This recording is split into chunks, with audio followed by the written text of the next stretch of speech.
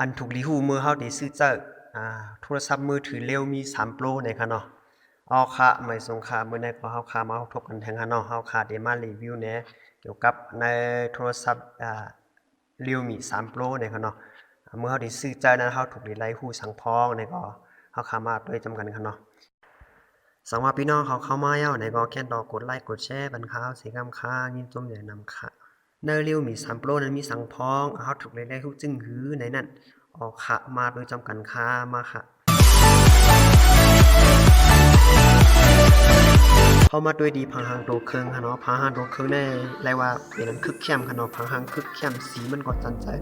การออกดีไซน์ในRealmeได้ก็เรียกว่าคึกค่ะเนาะน้ำหนักเมาส์เรียกว่าเปิดตัวมาเซียนในRealmeเขาได้อัปเกรดขึ้นมานำแท้ๆเนี่ยค่ะเรียกว่าเข้ามาด้วยในส่วนหน้าจอค่ะเนาะหน้าจอในเป็น Touch IPS LCD 24 ปิดค่ะเนาะได้เป็น16ล้านสีเนี่ยค่ะพังหางหน้าจอเป็นหางหยดน้ำค่ะเนาะ Water Drop Display เป็น Multi-Touch ค่ะเนาะหน้าจอในดีกว้างอยู่ 6.3 นิ้วเนี่ยค่ะอะไรว่าคือเข้มตามผู้ใช้แต่ด้วยเจิงเขาอันใกล้ด้วยเจิงเขานั่นนะครับเนาะสำหรับด้วยเจิงใน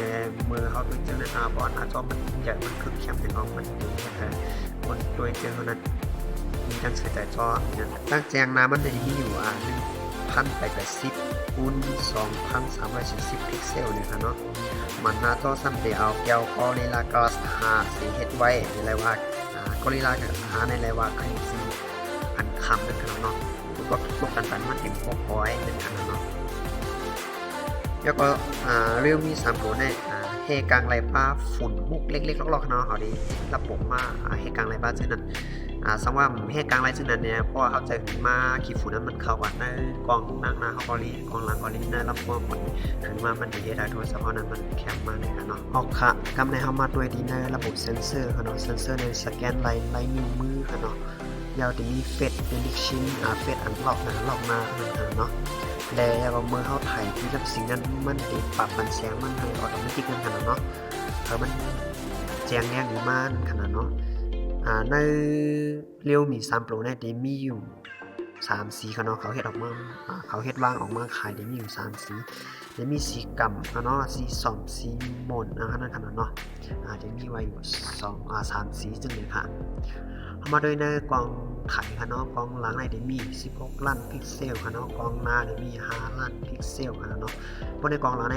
รายว่าเข้มนั่นค่ะเนาะสังว่าเฮาไทยแคบหางมานี่ก็สีสันก็คึกเข้มนั่นค่ะเนาะกำลังกล่องหน้าก็รายว่าคึกร้อนค่ะเนาะอย่าได้เป็นออโต้โฟกัสค่ะเนาะอัดวิดีโอไลฟ์ 4K นั่นค่ะเนาะ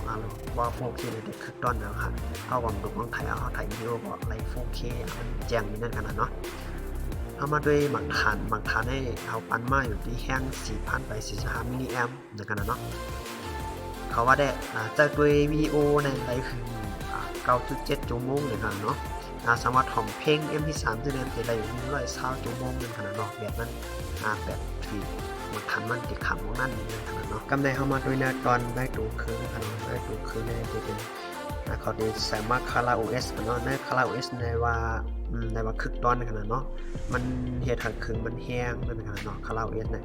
กำนั้นRealmeในประมาณด้วยเนี่ยมันเป็นน้องของ Oppo นั่นเขาเนาะเลยว่าเป็นเจอเครื่องเรียกว่าเนี่ยแต่ว่าอันนั้นเปิดจริงๆมันจะนั่นด้วยเลยว่าเครื่องอะไรมันเครื่องที่ไหนการออกดีไซน์มันเนี่ยเลยว่าเป็นอันเดียวกันนั่นขนาดเนาะเข้ามาโดยในตอนของ CPU ค่ะเนาะ CPU เนี่ยเป็น Snapdragon 710 Octa Core ค่ะเนาะตั้งไว้มันได้มีอยู่ 2.2 GHz ค่ะเนาะแรมเมื่อไหร่เขาได้ปันมา4 กิก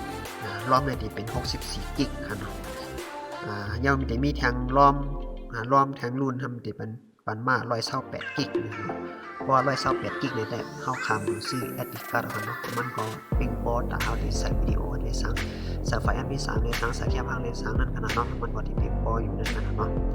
แล้วก็สามารถใครใส่ในก็ไรค่ะ SD การ์ดมันห้องหับไร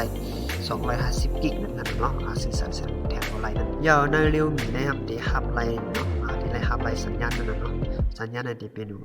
2G 3G 10G นั่นขนาดเนาะหับไรเป็น 10G แล้วก็ซิมมันเป็นซิมนาโนซิมหับไร2 ซิมเนาะหับไร2 ซิมใส่2 ซิมแล้วก็อันคึกด้อนเลยสินั่นก็ในRealme 3 Pro เนี่ยหูชัดมันใน Type C ขนาด Type C แล้วก็ ขอหับห้องไรพัดชัดกันเลยค่ะเนาะมุกชัดนั่นค่ะ